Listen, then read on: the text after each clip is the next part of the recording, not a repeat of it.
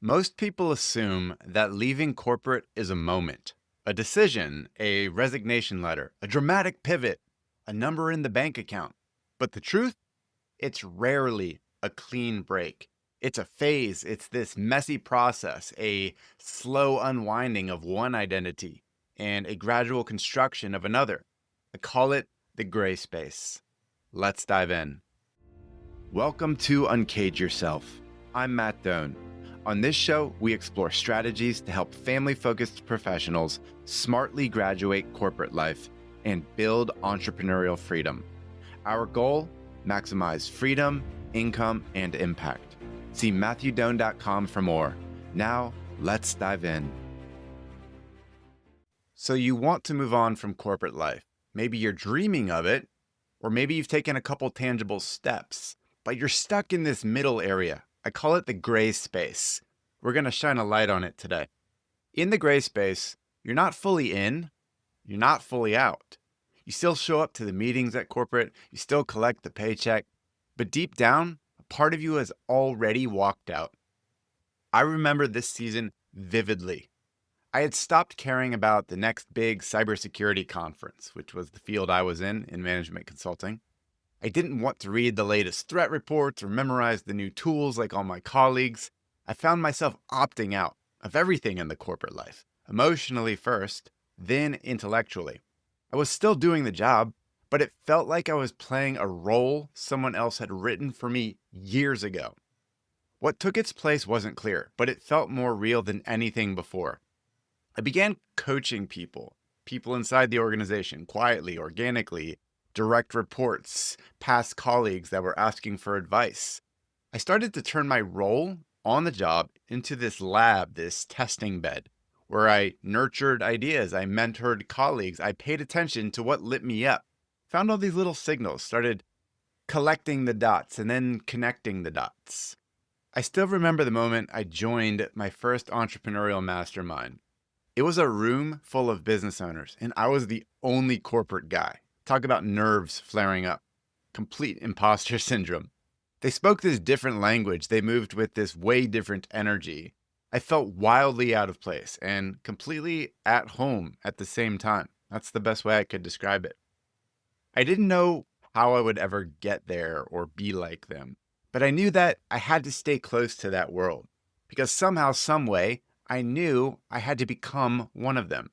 That was my gray space, and it was deeply uncomfortable for a period of time. But this is the stage no one talks about. You've mentally resigned, but you haven't really left yet, right? Or maybe you've been dreaming about freedom, but you still rely on the system day in, day out.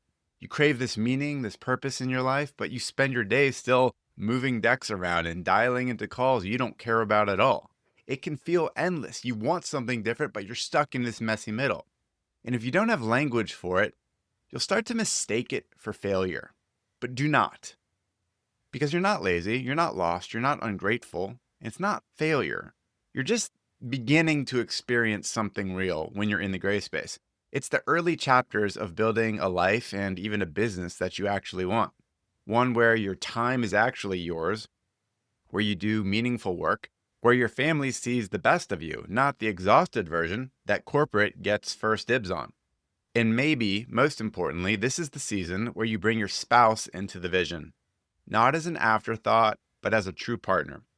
This isn't talked about enough because the person you love most needs to feel safe, but also invited to be a part of the whole thing. They don't need a spreadsheet or some vague promise of I'll figure it out from you. They need to hear you say, I know it feels far off, but I'm serious about this. I'm building something real. I'm doing the work. I've seen marriages deepen in this phase when they have this honest conversation, which takes some work.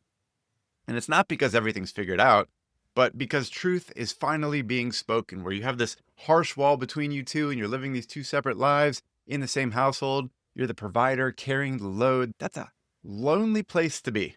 And you're finally saying, I can't do it anymore. I want something better for me, for us. And you're having that conversation. And again, dreams need to be shared. Your spouse's dream, your dream. And this isn't just about a spouse conversation. We're zooming out. We're talking about the gray space, but it's a very specific example, okay? But when you start to have these conversations with yourself in your journal, with your spouse, with people you trust in your life, when you say, I'm moving this way, you talk about the gray space, that you want something better, the energy in the household starts to shift because you're no longer silently suffering or hiding this desire for change. And trust me, everyone can see it. You aren't compartmentalizing anything as much as you might tell yourself that. So when you think about navigating the gray space, here's what it might look like. It's that quiet moment with your spouse where you finally say it out loud. I can't keep doing this. Or it's that strange freedom of an empty calendar block that you created for yourself. You owned it. And it's the urge to fill it with meetings just to feel useful. But you got to resist that. Or it might be that first time you post something on social media under your own name and not just the company's name, and you feel your future self stir awake and come to life. That's what the gray space is like. It's messy, it's uncertain, but it's not meaningless. It's progress. And here's the part most people miss. The gray space isn't what you avoid. It's where the real work happens. Everyone wants to skip straight to that sexy part, right? You see it all over the place online. The new business, the income stream, the external win. But this, in the gray space, is where the real foundations get built, where you start to confront the fears you've been burying for years. You wrestle with time, identity, and value in a way your old life never demanded because you're building something new. It's messy, it's ugly, it's uncomfortable. But you create space for your body, your mind, your creativity, your family. You start to tell yourself the truth and to others. You reframe your past not as something you want to escape, but as material, raw inventory for what's next. Yes, this whole process of exiting corporate life, graduating into this next phase, it's slower than you want. It's harder than what you expect. Of course it is. Anything meaningful in life is that way. But this, in the gray space, is where your next life is shaped. It's molded. It's forged in fire. And it's worth every second. You need to stay connected to what's on the other side of it. Get through the hard times by staying attached to that vision. Because this isn't just about work. It's about creating a harmonized life where you've got real presence, purpose, and freedom. Where you feel like the fullest version of yourself, not just professionally, but personally.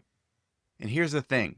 In you navigating the gray space and moving towards graduating corporate life into something that you've designed, this is you growing deeply. You grow in skills, beliefs, and perspectives that you'd never touch if you stayed stuck.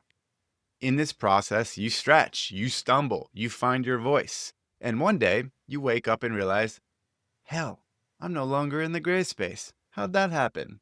It happens gradually, then suddenly. You've crossed that line. You've built traction. You've graduated mentally and emotionally from the corporate life, and then tangibly, where you look back and you don't need that paycheck anymore because you've taken steps to build something good for your family that's good for you. You did the hard work to get there. It's exactly what we work people through in the corporate graduation system. And I'll just leave this out there. If you feel like you need to experience what I'm talking about, navigating the gray space, see what's on the other side, I encourage you, jump on over to lab.corporategraduation.com and check out one of our upcoming workshops where you can get a real taste. You can apply there and see if it's a fit for you.